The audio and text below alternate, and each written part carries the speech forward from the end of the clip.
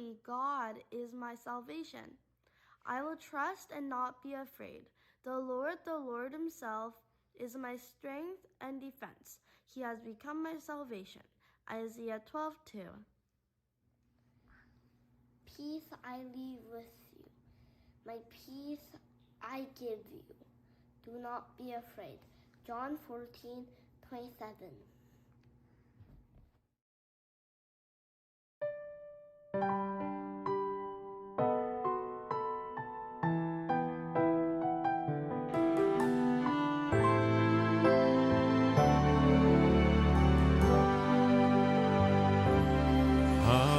하나님의 사랑을 사모하는 자, 하나님의 평안을 바라보는 자, 너의 모든 것 창조하신 우리 주님이 너를 얼마나 사랑하시는지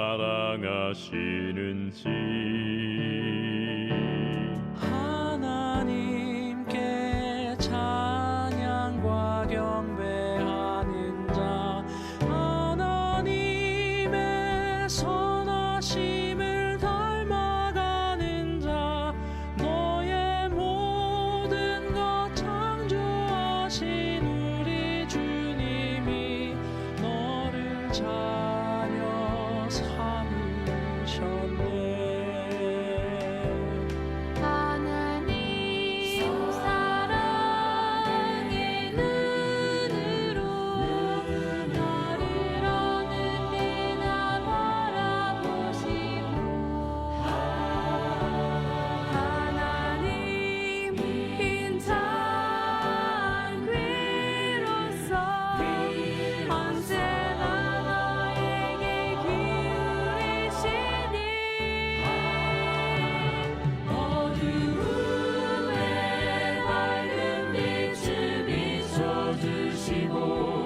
너의 작은 신음에도 응답하시니 너는 어느 곳에 있든지 주를 향하고 주만 바라볼지라.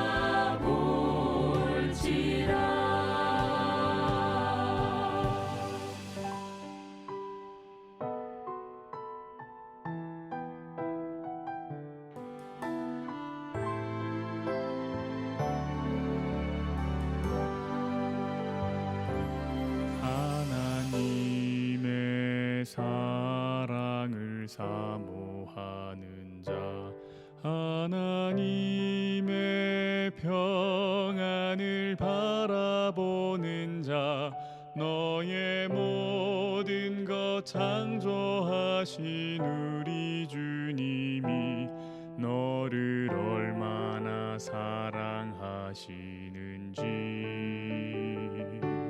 하나님께 찬양과 경배하는 자, 하나님의 선하심을 닮아가는 자, 너의 모든 것 창조하신 우리 주님이 너를 자녀 삼으셨네.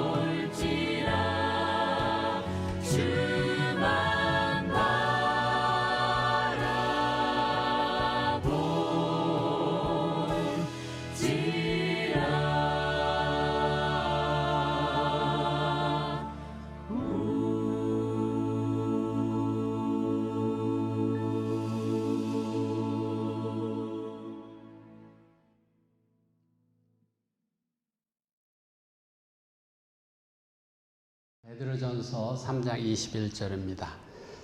물은 예수 그리스도의 부활하심으로 말미암아 이제 너희를 구원하는 편이 곧 침례라 육체의 더러운 것을 제하여 버림이 아니요 오직 선한 양심이 하나님을 향하여 찾아가는 것이라.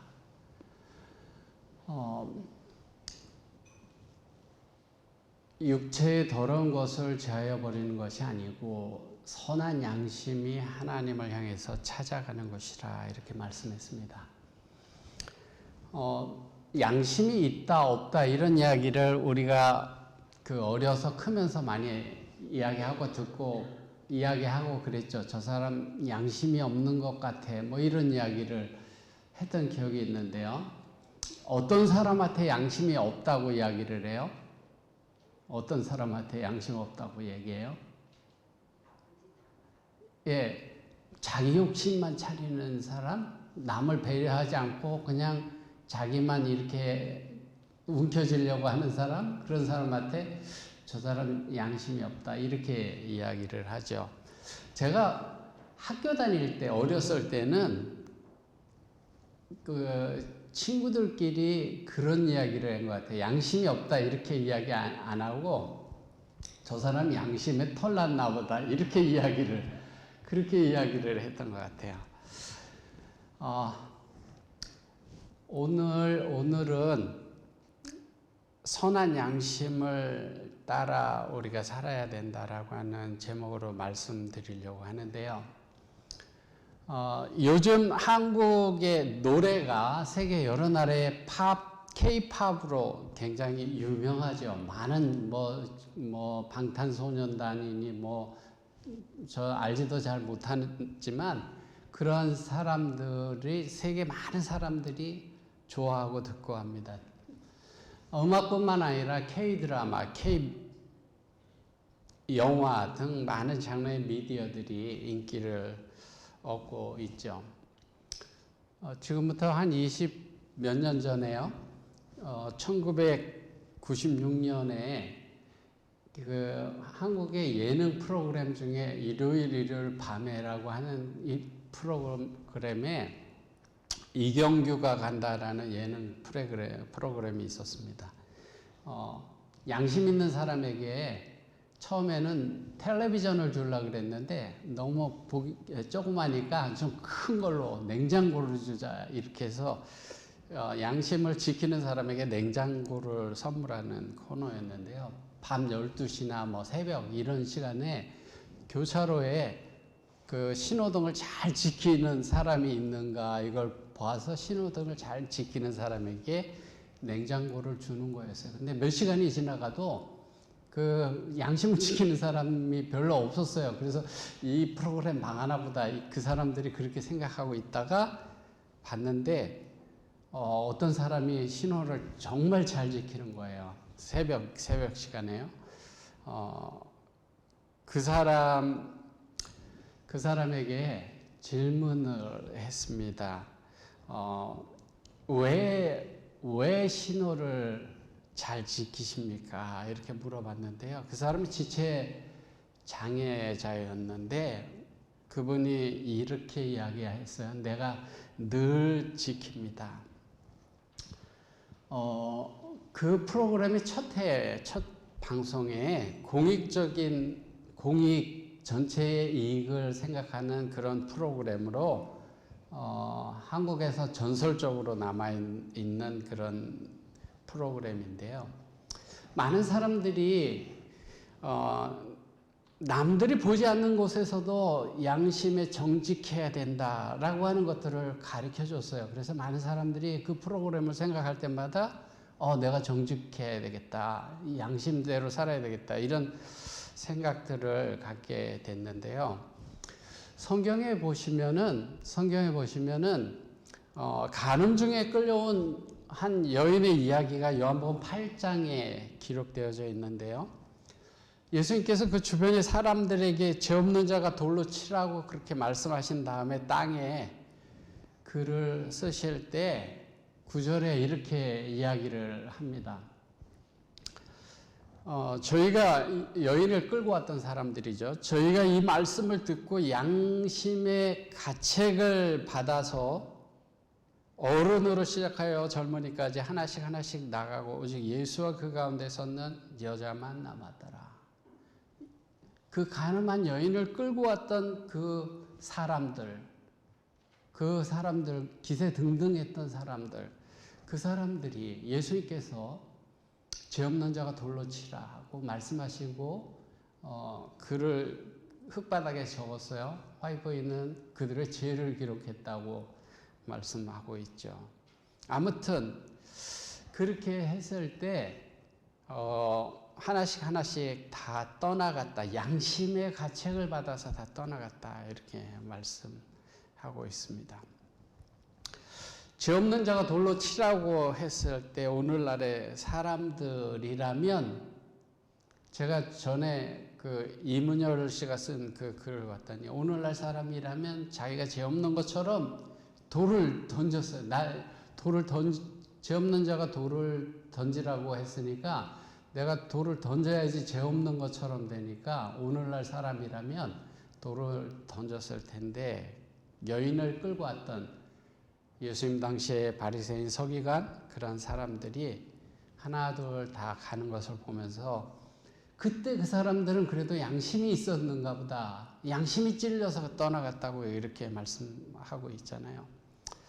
주님의 말씀 한마디만 들려도 양심의 가책을 받아서 우리 손에 힘이 없어지고 발에 힘이 없어지고 남을 정죄하던 혀가 바뀌어서 할 말이 없어져야 되고 그래야 되는데, 오늘 우리가 그렇지 못하다면 어쩌면 가늠한 여인을 끌고 왔던 바리새인이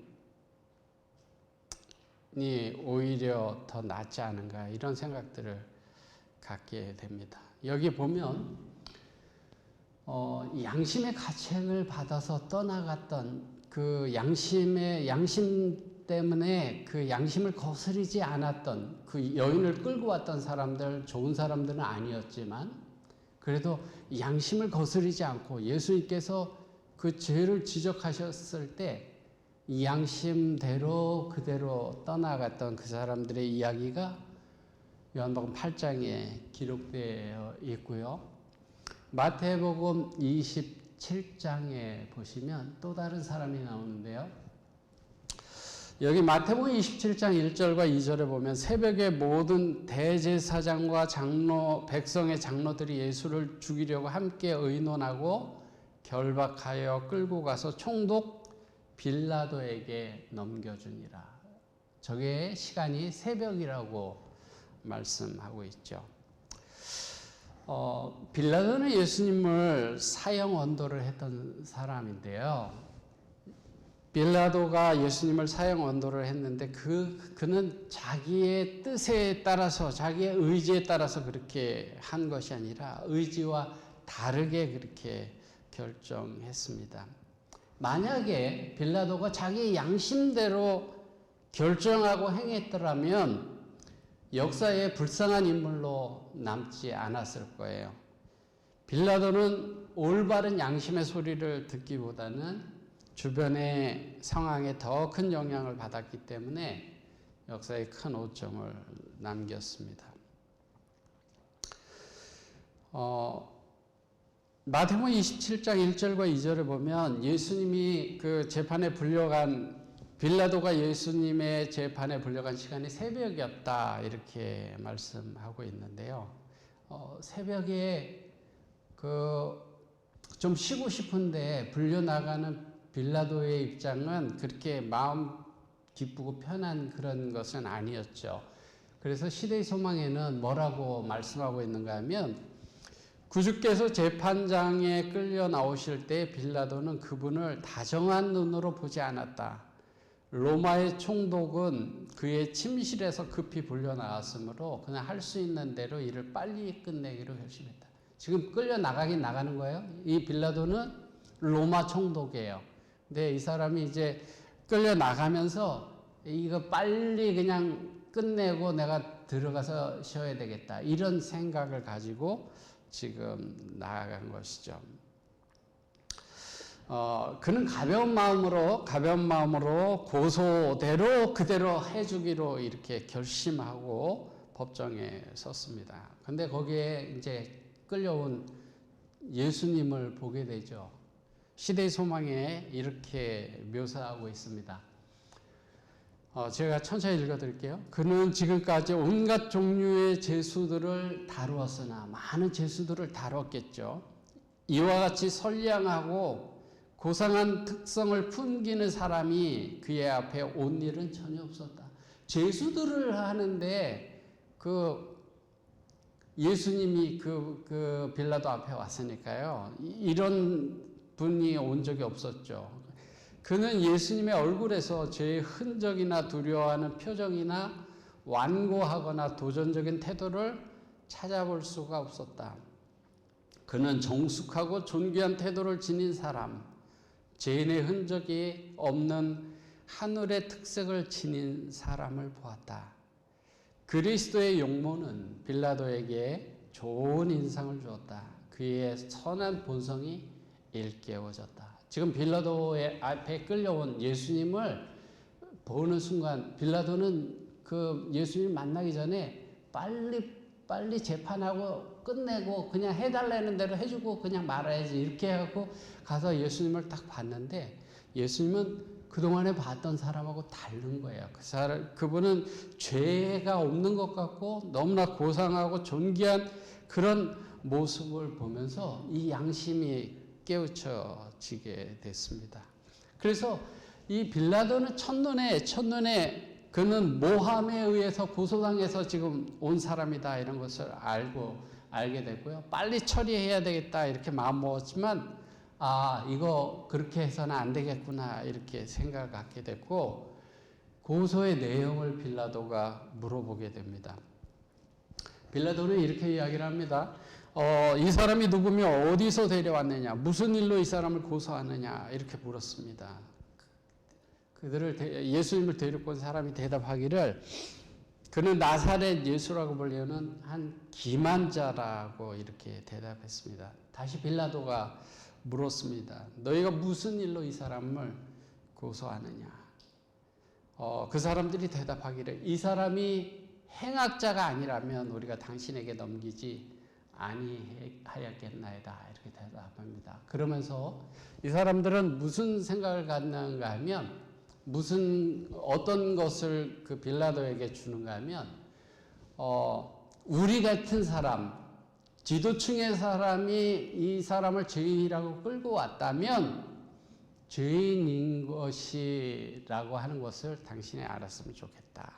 그런 마음으로 지금 예수님을 끌고 갔습니다. 빌라도가 처음에는 그들의 요구대로 들어주겠다 이렇게 생각했지만 예수님 보고 마음이 바뀌었죠. 마음이 달라졌죠. 빌라도에 대해서 그 화이트보이는 이렇게 이야기를 합니다. 그는 공정하거나 양심적인 재판관이 아니었다 이렇게 말씀하는데요. 그럼에도 불구하고 요구를 들어주지 않기로 그렇게 했습니다. 고소가 성립될 때까지 예수님을 정죄하지 않겠다 이렇게 작정을 했는데요. 빌라도는 그들의 목적을 알았고요. 그는 제수가 정부를 전복하려 음모를 꾸몄다는 주장을 믿지 않았습니다. 빌라도는 유대인들에게 이야기를 했습니다. 나는 그에게서 아무 죄도 찾지 못하겠다. 이방인 재판관에서 입에서 나온 이 말은 구주를 고수하던 이스라엘 관원들의 배신과 거짓에 대한 고맙습니다. 견책이었는데요. 제사장과 장로들이 이야기를 들었을 때 실망과 분노가 몹시 컸습니다. 그 사람들은 이야기하기를 빌라도를 탄핵이라는 단어 우리가 익숙하죠. 탄핵하고 그가 로마 정부의 질책을 받게 될 거다. 그렇게 위협했습니다. 가이사에게 도전하는 예수를 정죄하기를 거절했다라는 비난을 그 장로들과 제사장들이 했는데요. 이때까지 빌라도는 예수님을 정죄할 생각이 하나도 없었습니다. 유대인들이 증오와 편견을 가지고 예수님을 고소했다라고 하는 것을 빌라도는 알고 있었습니다. 공의는 예수님을 즉각적으로 석방해야 된다라고 하는 것이었지만 빌라도는 백성들의 악의를 두려워했습니다. 그리고 예수님을 내놓게 되면 폭동이 그들의 뜻대로 하도록 넘겨주지 않으면 폭동이 일어날 것이다. 이런 생각을 하고 몹시 두려워했습니다. 그는 양심의 가책을 받지 않고 군중의 세력도 피할 수 있는 길을 찾았는데요. 헤롯이 그 지역의 통치자, 예루살렘에 있던 그 지역의 통치자 헤롯에게 그리스도를 보내기로 결정합니다. 그래서 책임을 헤롯에게 돌리려고 그렇게 했던 것이죠. 헤롯도 궁금해서 받아서 해보려고 그러다가 그 책임에서 노연하기 위해서 다시 로마인 재판정으로 돌려보냈습니다. 헤롯은 유대인이었죠. 빌라도의 법정에 예수님께서는 다시 서셨습니다. 빌라도는 묘안을 생각했는데요. 예수님을 때려서 내놓겠다. 그렇게 선고했습니다.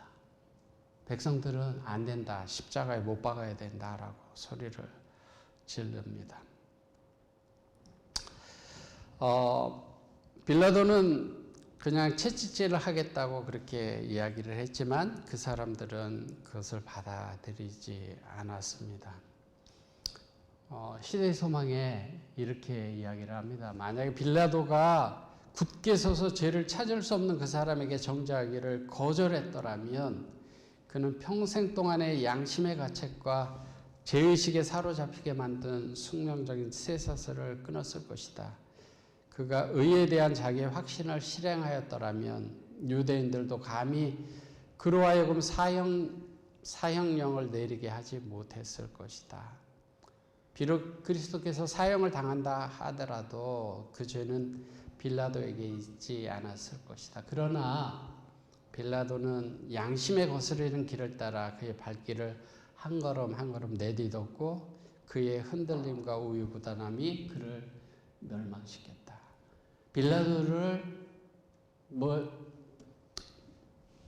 빌라도의 잘못은 양심에 거스르는 길을 따라서 발걸음을 한 걸음 한 걸음 내디뎠고 그것이 그를 멸망의 길로 이끌었다 이렇게 말씀합니다.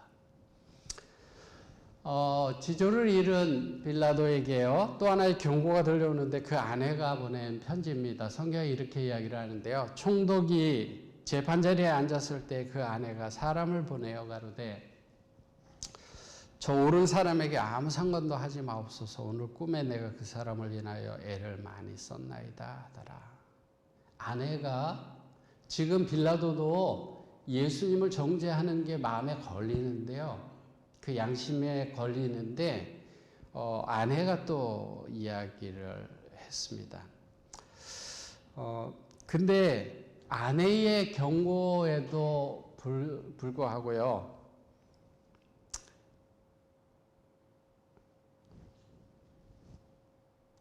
아내의 경고에도 불구하고 양심의 소리를 무시하고 예수님을 십자가에 못 박으라고 선고를 한다면 순진할 것 같은 생각이 드는 거예요.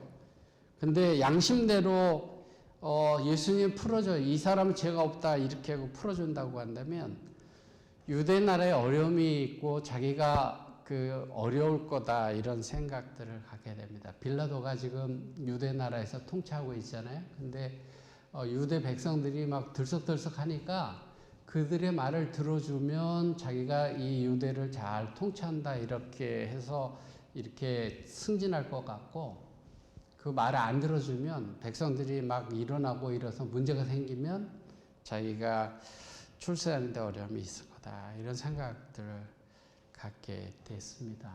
빌라도 입장에서 여러 가지 어렵죠.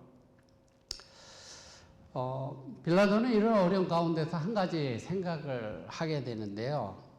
그 관습을 생각해 냅니다. 6월절에 죄수 하나를 선택해서 석방시키는 관습이 있었죠. 그래서 빌라도는 그 죄인 중에 하나인 바라바라고 하는 사람을 끌어와서 이 사람이 이런 죄를 졌는데 이 사람과 예수님 누구를 놔주기를 원하느냐 이렇게 물어본다면 사람들은 예수님을 놔주라 이렇게 대답할 거라고 생각을 하고 누구를 놓아주기를 원하느냐 그렇게 물어봤습니다.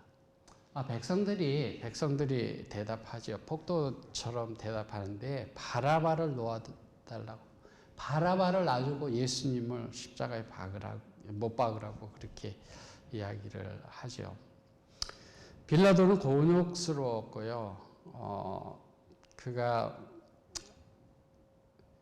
무죄한 사람 예수님을 잔인한 죽음에 내어놓는 것을 두려워했습니다. 근데 어떻게 할 수 없었죠. 그래서 그 빌라도는 마침내 자포자기해서 너희가 데려다가 십자가에 못 박으라, 나는 그에게서 죄를 찾지 못하겠노라 그렇게 부르짖었습니다. 그렇게 하면 자기가 출세하고 잘 될 거로 생각했잖아요. 근데 빌라도의 관직은 얼마 유지되지 못하고요. 그 꿈은 깨지고 십자가에서 돌아가시고 얼마 되지 않아서 관직에서 쫓겨나고 비참한 인생의 결말을 맞이했습니다. 빌라도는 내가 이렇게 하는 것이 성공적인 거야. 지금 양심에 거리끼지만 이렇게 하면 내가 잘 살 거야, 잘 될 거야 이런 생각을 가지고 예수님을 내어주는 일, 양심을 거스려서 하는 일을 그렇게 했어요. 그럼에도 불구하고 그런 예수님이 돌아가신 다음에 얼마 안 있다가 관직에서 쫓겨나고 비참한 인생의 종말을 맞이하게 됐습니다. 빌라도의 선택은 군중 심리적인 그런 선택이었습니다. 군중 많은 사람들이 막 뭐라고 하는 거에 그거에 따라가는 그런 선택이었죠. 마가복음 15장 15절에는 이렇게 이야기를 하고 있는데요. 마가복음 15장 15절에 빌라도가 무리에게 만족을 주고자, 빌라도가 자기의 생각에 옳은 대로가 아니라 무리에게 만족을 주고자 바라바는 놓아주고 예수를 채찍질하고 십자가에 못 박히게 넘겨주니라. 지금 저 말씀은 빌라도가 자기의 양심대로가 아니라 양심을 거스려서 그렇게 했는데 그 이유는 그 사람들에게 만족을 주고자 그렇게 했다 이렇게 말씀합니다. 만족을 주고자 빌라도가 그렇게 결정했다 그렇게 말씀합니다. 많은 무리를 기쁘게 하기 위해서, 무리들에게 그 인기에 편승하기 위해서 그렇게 결단했다는, 많은 사람들 듣기 좋게 그 사람들 기뻐하도록 그렇게 했다라는 거예요. 자기의 양심에 따라서 결정한 것이 아니라 군중의 압력에 따라서, 군중들의 그 요구에 따라서 그렇게 자기 양심에는 정반대의 결단을 내리고 말았다라고 하는 것입니다. 성경은 그리스도인의 삶의 원리를 가리키는데요. 그리스도의 삶의 원리를 로마서 12장 2절에 이렇게 권면합니다. 너희는 이 세대를 본받지 말라. 너희는 이 세대를 본받지 말라. 이렇게. 이 세대 사람들이 다 이렇게 한다 하더라도 너희는 그 세대를 본받지 말라. 이렇게 말씀합니다. 어제 저녁 예배 시간에 우리가 레위에 대해서 살펴봤죠. 그 황금으로 만든 송아지를 모든 사람들이, 많은 사람들이 다 섬길 때 레위 지파 사람들은 하나님 편에 서서 그 우상 섬기는 것을 거절하고 섰던 사람들. 그래서 하나님께 충성했기 때문에 모든 사람들 다 죄를 짓는 그런 세속으로 나아가는 그러한 때 하나님 앞에 충성했던 레위인들이 제사장의 직분에 축복을 얻게 되었는데요. 많은 사람들이 그렇게 한다 하더라도 그것을 따라가지 말라는 거예요. 내 양심에 하나님께서 하나님의 말씀에 옳지 않다면 그 많은 사람들이 다 그렇게 간다 하더라도 따라가지 말라는 것입니다. 너희는 이 세대를 본받지 말라 이렇게 말씀하세요. 빌라도의 선택은요, 출세지향적인 선택을 했습니다. 그 빌라도가 무리를 따라갔던 것, 무리의 요구를 따라갔던 것은 빌라도 나름대로 이유가 있을 것인데요. 저 사람들 말대로 따라가는 것이 내 삶을 안전하게 만들고 나에게 이익이 된다. 저렇게 그 사람들 말 들어줘야지 내가 이 자리 잡고 있는 이것이 안전하고 또 진급할 수도 있을 것이다. 이렇게 판단을 했을 거다라고 하는 사실입니다. 성경에 보면 빌라도가 많은 사람들에게 많은 질문들을 합니다. 제사장에게도 질문하고 예수님에게도 질문하고 사내들인 공회를 향해서도 빌라도는 질문을 던집니다. 그 많은 질문을 하고 있다라고 하는 것은 빌라도가 눈치를 보고 있다라고 하는 거예요. 끊임없이 사람들의 눈치를 보고 있다는 것입니다. 우리가 마태복음 27장 24절을 보면요. 바라바 대신에 예수님을 십자가에 못 박으라는 판결을 내리는 이것을 마태는 설명하기를 밀란이 나려는 것을 보고 빌라도가 그런 결정을 내렸다 이렇게 말씀하고 있습니다. 밀란이 일어난다면 내 입지가 곤란해질 것이다. 이것이 빌라도의 계산이었습니다. 요한복음에는 좀 더 확실하게 설명하고 있는데요. 요한복음 19장 12절로 13절에 보면 이러므로 빌라도가 예수를 놓으려고 힘썼으나 유대인들이 소리질러 가로되 이 사람을 놓으면 가이사의 충신이 아니니이다. 무릇 자기를 왕이라 하는 자는 가이사를 반역하는 것이니이다. 그 다음에 13절에 보면요. 그 놓아주려고 했다가 빌라도가 마음을 바꿨다고 하는데요. 빌라도가 이 말을 듣고 예수를 끌고 나와서 박석이라는 곳에서 재판석에 앉았더라. 그래서 예수님을 십자가에 내어주는 그런 판결을 하게 됩니다. 빌라도는 철저하게 자기 입지만을 생각했습니다. 자기 양심이나 이런 것이 아니라 어떤 것이 나에게 유익할까, 내 삶을 더 잘 살게 만들까, 내 가정이 더 행복할까, 그런 것들을 생각한 거예요. 그래서 빌라도의 선택은 양심을 회피하는 그런 선택이었습니다. 양심은 예수님은 무죄다 이렇게 증거하고 있었지만 빌라도는 양심과 정반대되는 행동을 하고 예수님을 십자가에 내어주기로 결정했습니다.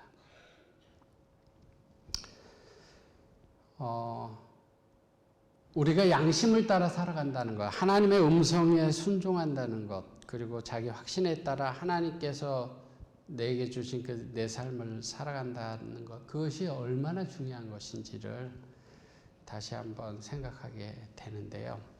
베드로전서 3장 16절에는 이렇게 우리에게 권면합니다. 선한 양심을 가지라. 베드로전서에 보시면요. 베드로 사도는 이렇게 이야기를 합니다. 만물의 마지막이 가까웠으니 근신하라, 깨어 기도하라, 정신을 차리라 그렇게 말합니다. 그러면서 선한 양심을 가지라 이렇게 권면합니다. 마지막 때가 가까워서 우는 사자처럼 산길자를 찾는데 그때 근신하고 깨어 있어야 되고 기도해야 되고 선한 양심을 가지고 있어야 된다 그렇게 말씀하고 있습니다. 우리가 선한 양심을 포기한다면 우리는 영원한 것들도 잃어버리게 될 것입니다. 가랴복음 기별 2권에 이렇게 이야기를 합니다.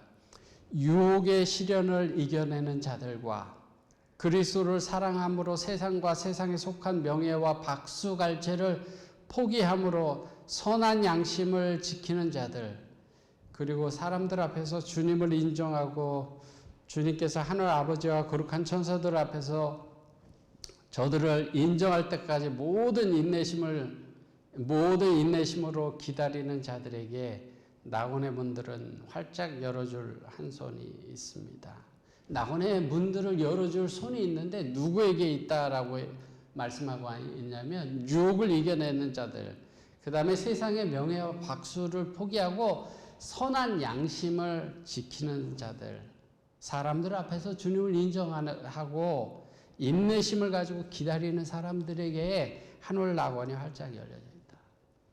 여기에 선한 양심을 지키는 자들이다 그렇게 말씀하고 있습니다. 한 이야기를 해드릴게요. 한 대학교 총장이 학교 건물을 짓고 있었는데 건물을 완성하는데 100만 달러가 모자랐습니다. 어려운 사정, 펀드레이징 하는 게 굉장히 어렵잖아요. 그런 중에 정부 고위 관리로부터 제의를 받았는데요. 2장의 서류에 사인만 해주면 100만 달러를 기부하겠다 이런 제의를 받게 됐습니다. 그 학교 총장이 사인을 해주면 그 고위 관리는 300만 달러가 생기고 그 중에서 100만 달러를 학교를 위해서 주겠다 이렇게 제의를 했는데요.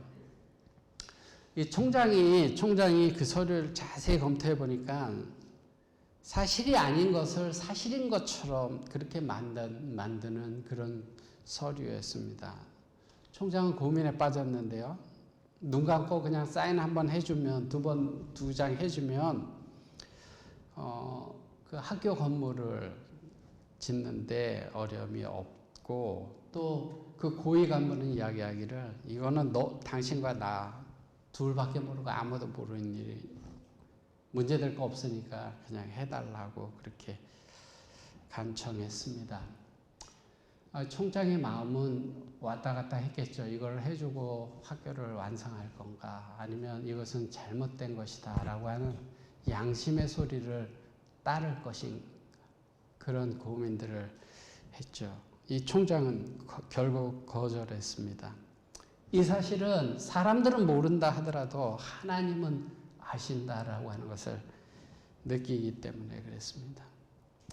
몇 초 만에 100만 달러를 확보할 수 있는 기회가 왔지만 양심에 의해서 어리석은 사람이 되지 않기로 그렇게 결정한 겁니다.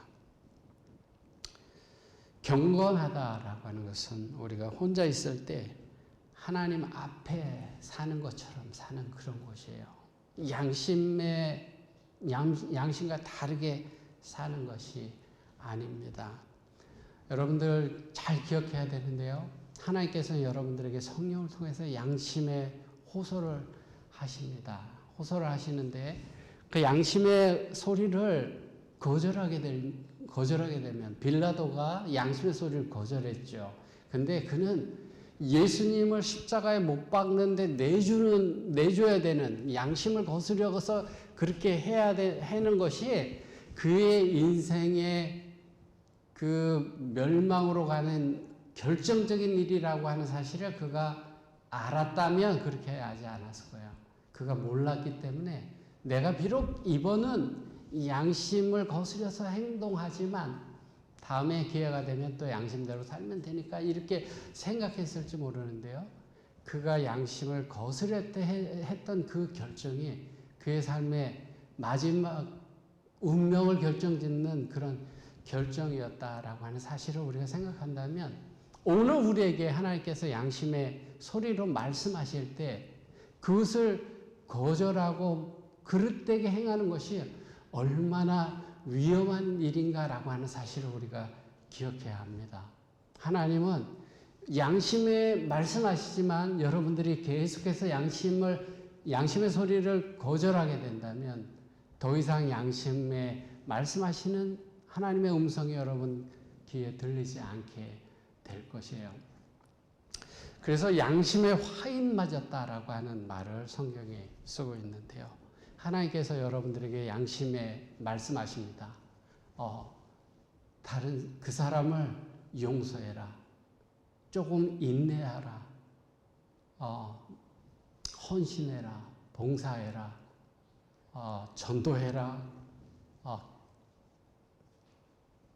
다른 사람을 사랑해라. 그런 양심의 소리들이 그것은 옳은 일이 아니다. 말씀을 지켜라. 그런 하나님의 음성들이 들려질 때 하나님의 말씀은 우리에게 선한 양심을 가지라, 그렇게 권면합니다. 하나님이 우리 마음에 말씀하실 때 양심을 거스르지 않게 되기를 바랍니다.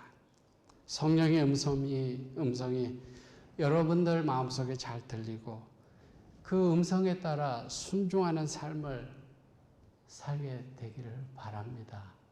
저와 여러분들이 하나님께서 양심의 소리로 말씀하실 때 그것이 옳은 일이라고 한다면, 그것이 성경 말씀과 일치하는 뜻이라고 한다면 절대로 그 양심을 거스려서 나의